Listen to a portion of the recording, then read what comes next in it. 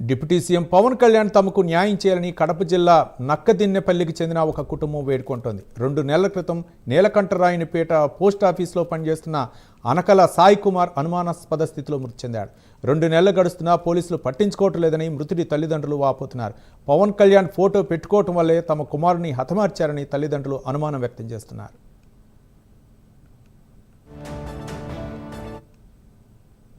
నీలకంఠరాయనిపేటలో మా వాడు post office ఉద్యోగం చేస్తున్నాడు.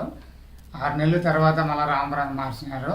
మార్చినాక మా అబ్బాయి దగ్గర 4 లక్షలు అప్పు తీసుకొని మటన్ తినిపోయి ఆయన ఒకరోజు రాని తాగుదామని పిలుచుకొని పోయి నీలకంఠరాయనిపేట దగ్గర దర్గా దగ్గర తాగి చంపేసినారు.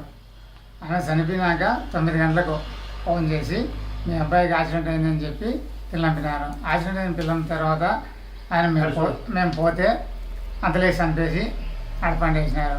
మేము పోతలకే పోలీసు వాళ్ళు అంబులెన్స్ అంతా వచ్చి చూసుకొని పోయి మీ అబ్బాయిని ఎత్తుకొని పోయిరండి అని పోలీసులు టార్చర్ పెట్టినారు. టార్చర్ పెట్టినాక మేము ఆ అబ్బాయిని తీసుకొచ్చి పోస్ట్ ఆఫీస్ దాంట్లో లక్కిడపల్లి ఆఫీసులో ఇచ్చేసాం. హాస్పిటల్ ఇచ్చేసి పోస్ట్ మార్టం చేసి తీసుకొని పోయిన పూడ్చుకొని ఎస్ఐ పలికినారు. ఆయన మాకు ఏ న్యాయం చేయలేదని డిఎస్పీకి ఎస్పీకి అందరికీ సంబంధించి ఏ పోలీసు వాడు కానీ మాకు ఏం న్యాయం చేయలేదు.